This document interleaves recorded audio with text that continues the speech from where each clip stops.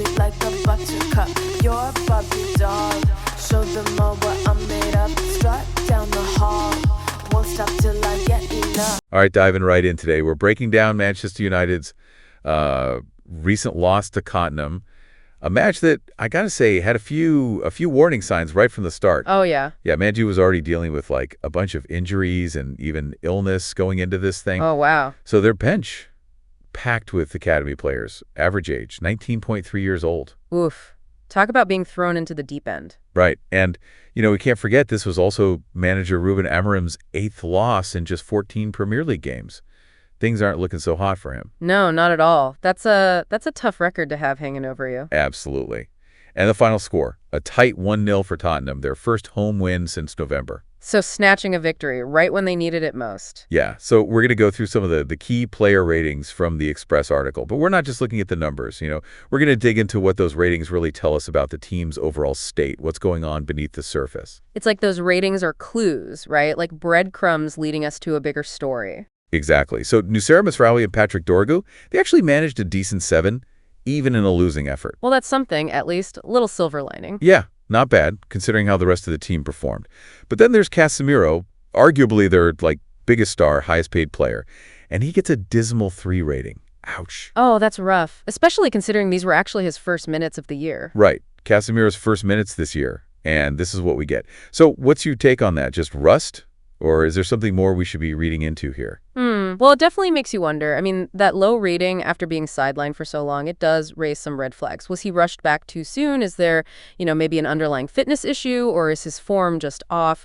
Or could this be a sign of something, maybe a tactical shift by Amorim that we haven't quite figured out yet? It's worth pointing out that benching your star player for that long, then bringing him back for this super important match, only for him to underperform, well, it just suggests there might be more going on behind the scenes than we know. Definitely adds another layer of intrigue to this whole situation. Yeah, a lot of questions. Speaking of intriguing, let's talk Alejandro Garnacho. The young guy had a ton of opportunities out there, but only managed a 4 rating. Man, as a Man U fan, how frustrating is it to see all that potential, but not the results on the pitch? Like, come on, kid. Oh, it's the classic young talent dilemma, right? They show these flashes of brilliance, you see the potential, but then Garnacho's only managed to convert 2 of his 14 big chances this season. Oh, wow. Yeah, and that kind of statistic, well, it could be a bunch of things, right? Maybe it's just a lack of composure under pressure, or it could be a tactical thing where he's just not being put in the right positions to succeed. Or maybe, just maybe, it's simply a young player still figuring things out at the top level. Whatever the reason, it's a good reminder that, developing young players takes time and patience and the right support. It's true. It's not an overnight thing. And support systems are, they're especially interesting in a situation like this one, where you've got so many academy players suddenly thrown into the spotlight. Man U has a long history of promoting from within, right? And in this game, Chido Obi, he got some minutes in, became their 252nd academy graduate to make a first-team appearance. Wow. 252nd. That's quite a legacy. Right? It's incredible. But here's the thing that I found kind of curious. Amorim waited until super late in the game to put him in.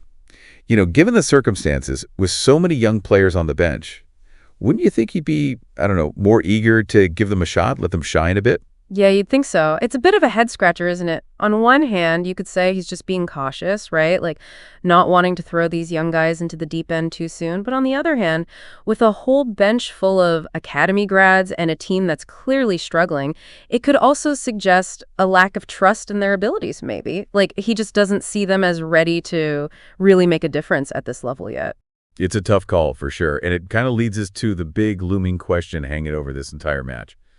Ruben Amorim himself, this loss brings his record to 8 losses in 14 games. Is this just a rough patch due to all these unfortunate circumstances? Or is this a sign of something deeper, something more systemic? As Man U fans ourselves, what are we supposed to think as we watch this all play out? I mean, you can't ignore a record like that, can you? It's definitely cause for concern. It puts Amorim under some serious pressure. But like you said, context is key. We've talked about the injuries, the reliance on these young players, and the overall team morale, which can't be great with all these losses piling up. All of that plays a role in how we evaluate a manager's performance. Yeah, it's all connected. So how do we separate Amorim's decisions from the circumstances he's dealing with? Where does his responsibility begin and where does it end? That's the million-dollar question, is it? To answer it, we got to delve a bit deeper into Amorim's tactical decisions, his player management, his overall approach.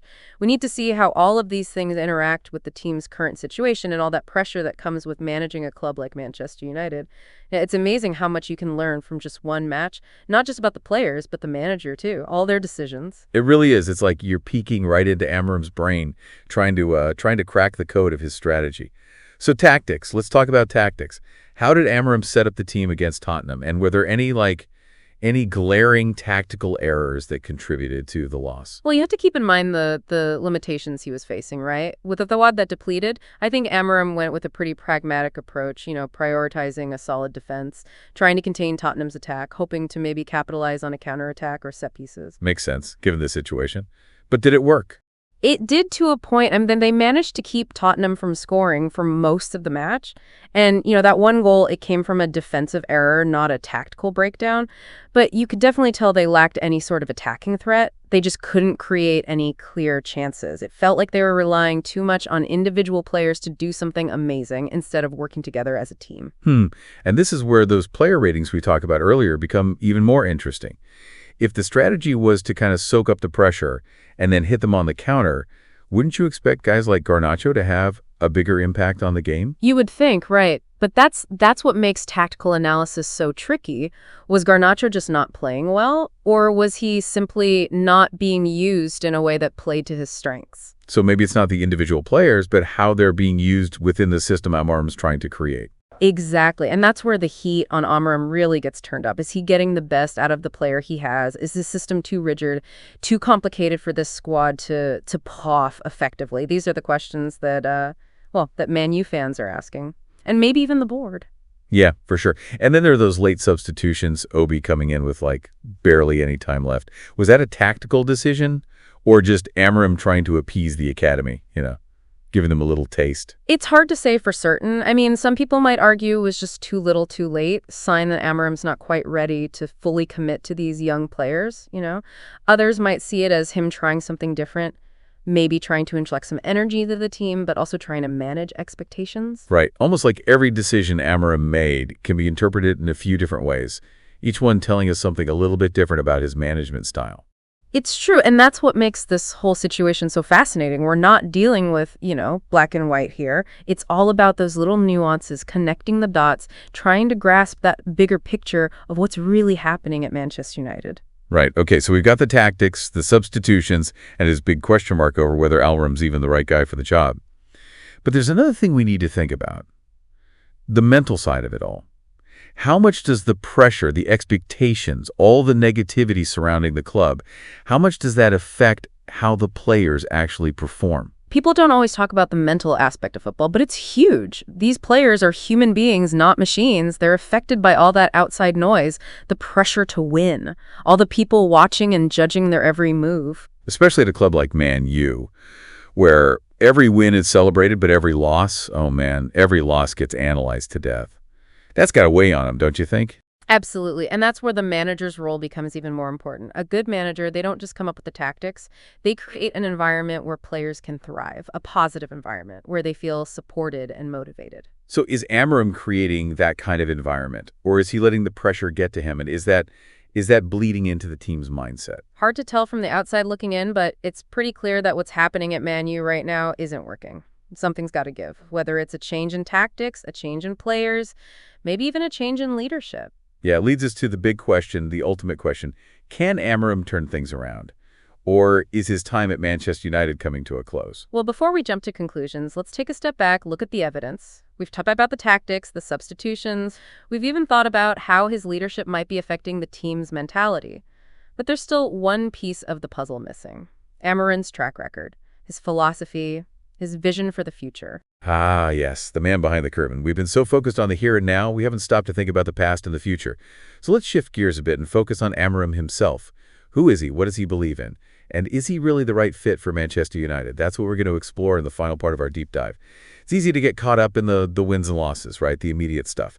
But a manager's influence, it goes way beyond that. Oh, yeah. Their philosophy, it shakes the team's whole identity. Their decisions, they impact the club's future.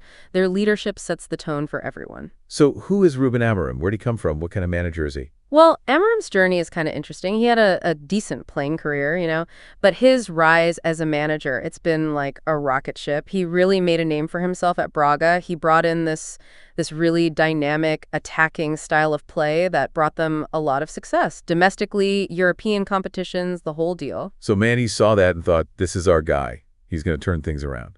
Exactly. They saw him as the perfect person to bring that spark back to the club, a club that's been struggling to find its way for a while. High expectations, and we've seen those expectations not exactly met.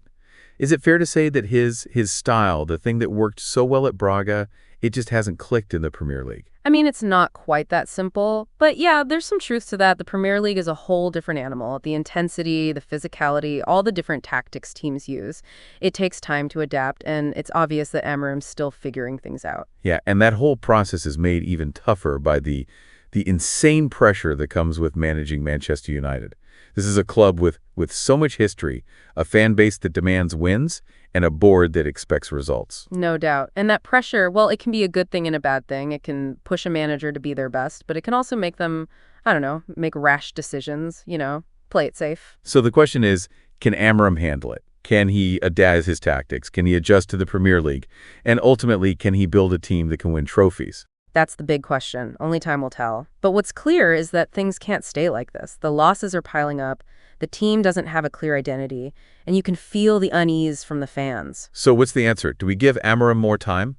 Or does the club need to make a big change, maybe even bring in a new manager who's got a better track record in the Premier League? Those are the tough choices, right? The ones the board has to make. And there are no easy answers. Getting rid of a manager is always gamble, but sticking with a manager who's struggling, that can be just as bad. It's a high-stakes decision either way. But as we've been saying all along, it's not just about winning or losing. It's about building a team that has a clear identity, a team that plays with passion, a team that the fans can be proud of. Yeah. No matter who's in charge, Amorim or someone else, the goal should be to create a Manchester United team that honors the club's legacy, a team that strives to be the best. Well said. And to our listeners, we leave you with this thought. As you watch Man U's journey this season, remember, there's always more to the story than what you see on the surface. So dig a little deeper, ask questions, come to your own conclusions. Because the beauty of football, it's not just about the final score. It's about all those debates and conversations. It starts 60 yen. Sound the alarm. I'm coming up. We'll have the ball. I'm sweet like a buttercup. You're a Barbie doll. Show them all